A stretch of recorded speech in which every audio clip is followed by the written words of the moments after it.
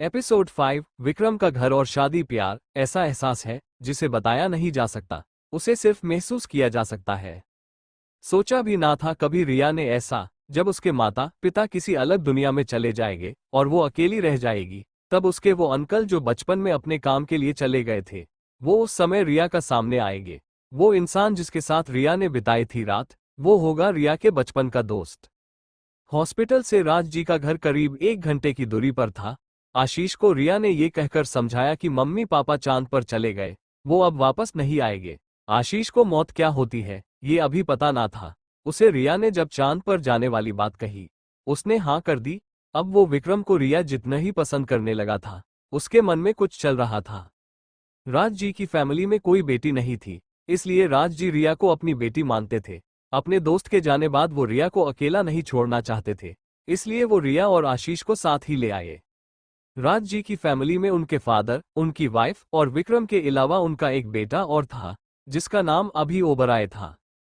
अभी और विक्रम एक दूसरे से बिल्कुल अलग थे। जहां विक्रम शांत किस्म का था, वही अभी शरारती। अभी के जीवन के दो ही लक्ष्य थे, अपनी भाई की शादी करवाना और अपने भाई के बच्चों के साथ खेलना। करीब 1 घंटे के बाद गाड़ी एक विला के आगे आकर रुकी। रिया जब कार ऑनकमिंग कार के बाहर आई, तो वो विला को देखती ही रह गई। अंश विक्रम की गोद में था, क्योंकि वो कार में ही सो गया था। रिया जब विला की तरफ जा रही थी, वो चारों ओर देख रही थी। पूरी तरफ पेड़ पौधे फूल थे। इतना सुंदर नजारा था, मानो जन्नत हो। इस नजारे को देखते देखते सभी लोग विला के गेट पर आ गए। सभी लोग अंदर गए। अंदर जाते हुए रिया के पैरों में लाल रंग लग गया, क्योंकि हील पहनने की वजह से जब रिया अंदर को जाने को हुई, उसका बैलेंस बिगड़ा और वो गिरने लगी। तभी विक्रम ने जल्दी से रिया का हाथ पकड़ा, पर ऐसा ना हो सका। दोनों ने एक साथ ही घर में एंटर किया, जिससे रिया को लाल रंग लग गया। रिया ऐसे ही घर में आ गई। पीछे रिया के कदमों के लाल निशान बन गए। अभी को जब पता चला कि उसका भाई गोवा से आ चुका है, वो जल्दी से उससे मिलने को गया। वो विक्रम से जानना चाहता था कि गोवा में उसे कोई लड़की पसंद आई या नहीं। भाई, आप आ गए। पता हाँ, मैंने आपका कितना वेट किया। मैं जानना चाहता था कि आपको कोई, पर वो वही रुक गया। उसके इतने तेज बोलने से अंश जो सो चुका था, वो जाग गया। वो बहुत ही ध्यान से अभी की तरफ देखने लगा। भाई, आपको तो कोई पसंद ना था, तो आपने शादी कैसे कर ली?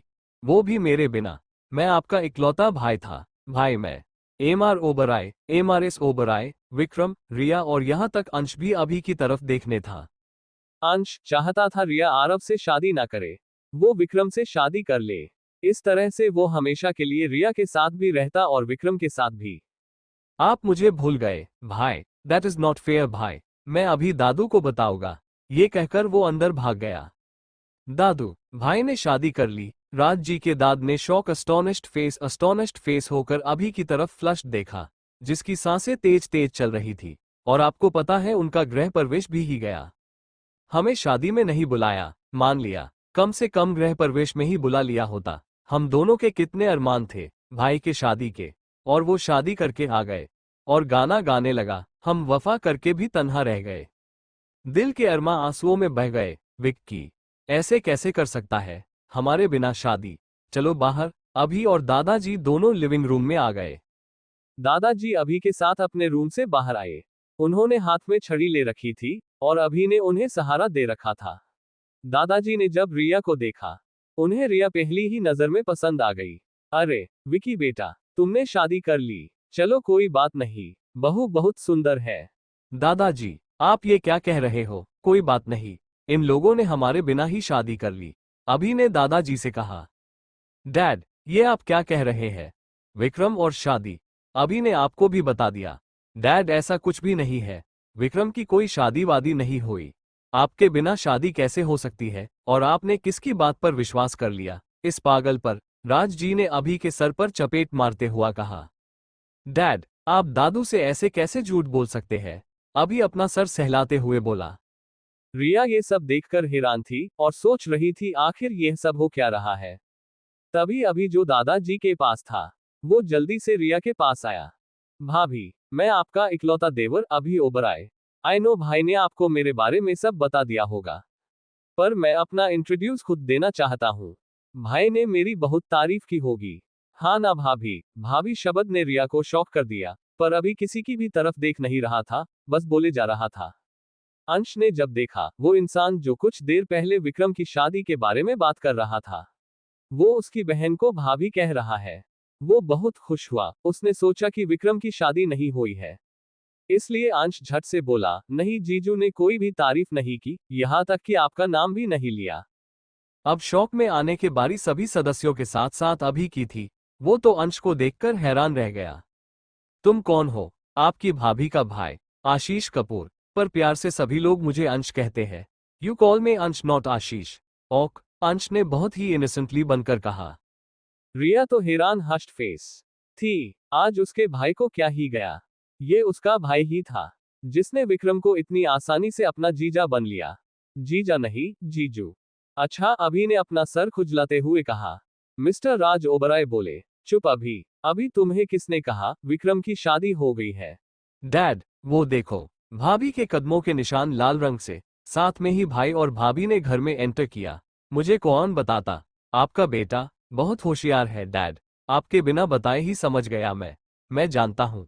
ये सब शादी के बाद ही होता है, क्यों अंश? आई एम राइट या रॉन्ग? डॉट you tell. You are right, Ansh ने कहा। मिस्टर ओबराय तो हैरान थे, आखिर ये हो क्या रहा है? अपने आप को उन्होंने कंट्रोल किया और अभी की तरफ देखकर बोले, अभी वो सब गलती से हुआ है, तुम ज्यादा दिमाग मत लगाया करो। ओके। फिर उन्होंने रिया की पहचान दादाजी से करवाई। दादाजी को ये पता चला कि वो सागर की बेटी है। वो बहुत खुश हुए, क्योंकि रिया के दादा और विक्रम के दादा भी बचपन के दोस्त थे। ये दोस्ती अटल थी। दादाजी ने खुशी से रिया को गले लगाया। उसके बाद उन्होंने रिया को आराम करने को कहा। राज जी ने एक नौकर को बुलाया और रिया को उसका रूम दिखाने को कहा। उन्होंने अंश को भी कहा, आराम करने को कहा। अंश ने मना कर दिया। विक्रम भी अपने रूम में चला गया। विक्रम अपने रूम में ना जाकर सीधे रिया के रूम में गया। रिया बेड पर लेटी हुई थी। विक्रम उसके पास गया और उससे बोला, ये लो। क्या है इसमें? रिया ने कहा। क्या लेकर आया है? विक्रम रिया के लिए। कौन थे वो आदमी जो आए थे हॉस्पिटल में? क्या रिया जान पाएगी अंश के दिल का हाल? कैसी पहुंची रिया विक्रम के रूम में? जानने के लिए इंतजार कीजिए अगले भाग का। फिर मिलेंगे। लाइक करें और सब्सक्राइब करें।